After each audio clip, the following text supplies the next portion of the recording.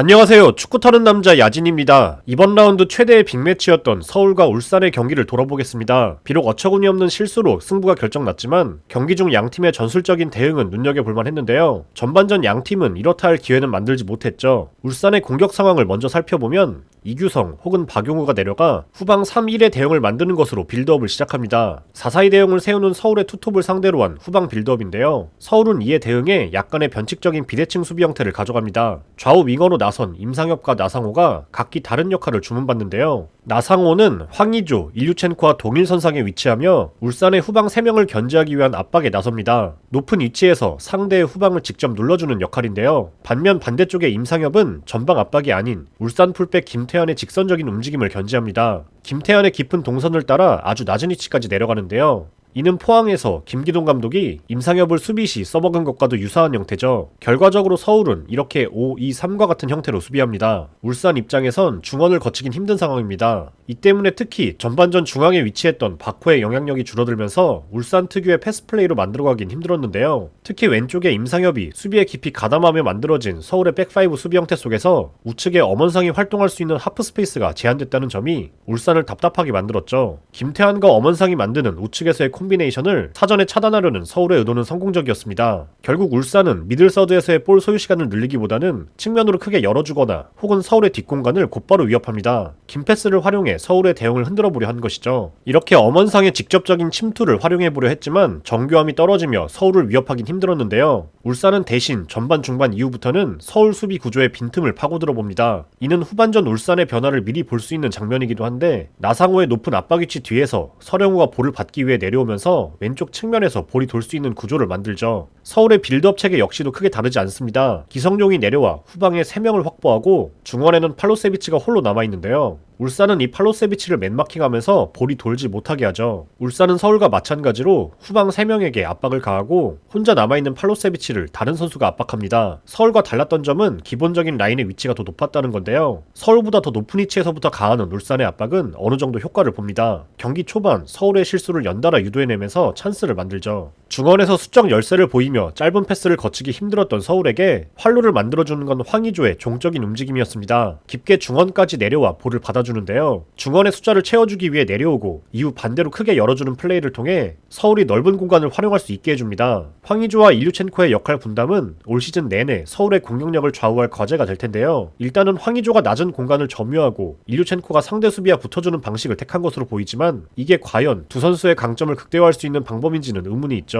전반전 지지부진한 경기를 보인 양팀은 후반에 변화를 줍니다. 우선 서울은 수비 시 보다 적극적인 압박을 취하는데요. 임상엽이 풀백을 쫓아 내려가지 않고 앞선에 머무릅니다. 후방이 아닌 전방의 숫자 하나를 더 확보하는 서울의 압박은 득점을 향한 의지를 보여주죠. 김태환을 쫓지 않는 임상엽의 수비 방식 변화는 이런 장면을 만들 수 있게 됩니다. 볼 탈취 후 수비로 돌아오는 김태환보다 먼저 박스로 진입하는 임상엽을 볼 수 있죠. 서울의 선취골 장면은 측면에서 시작되는데요. 이 골 장면만 놓고 보면 엄원상의 수비 인지 능력이 다소 아쉽다고 느껴집니다. 임상엽이 김태환을 끌고 오며 만든 공간으로 이미 이태석은 출발하기 시작합니다. 엄원상은 뒤늦게 이를 인식하고 쫓아가지만 결국 돌파를 허용하죠. 이후 장면에서 4명의 공격수가 빠르게 각자 공간을 나눠 뛰어들어가는 장면도 좋았는데요. 이는 슈팅도 좋았지만 그 전에 나상호의 공간 인지 능력이 만들어낸 득점이라고 할 수 있습니다. 하지만 전반적으로는 서울의 공격이 인상적이진 않았습니다. 새로운 4-4-2 대형 속에서 직선적이고 빠른 전개를 추구하긴 하지만 파이널 서드에서의 세밀함은 아쉬움이 남았는데요. 이 장면에서 일류첸코는 사이드로 서서히 빠지며 수비 시선을 이끌고 중앙에서 동료들을 위한 공간을 만들어줍니다. 그리고 황의조가 즉각 반응하며 이 채널을 파고드는데 이건 100점짜리 판단이라고 할 수 있죠. 아쉬웠던 건 이선에서 들어오는 팔로세비치의 동선이었는데요. 이미 황의조가 확보한 채널로 뛰어들기보다는 이 공간으로 공을 받아주는 움직임을 가져가거나 혹은 옆 채널로 돌아서 파고드는 게 효율적인 판단이었죠. 수비수를 자신에게 잡아두면서 황의조에게 더욱 확실하게 넓은 공간을 보장해줄 수 있기 때문입니다.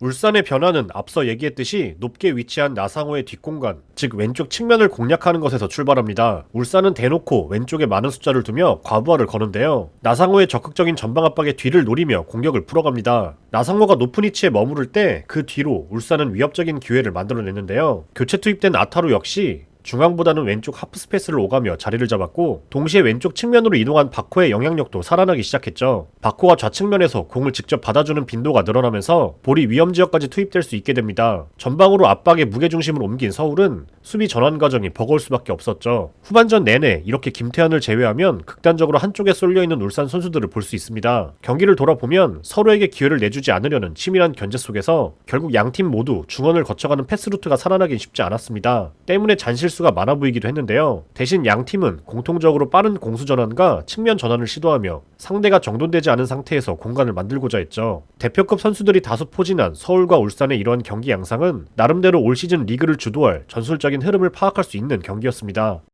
시청해주셔서 감사합니다.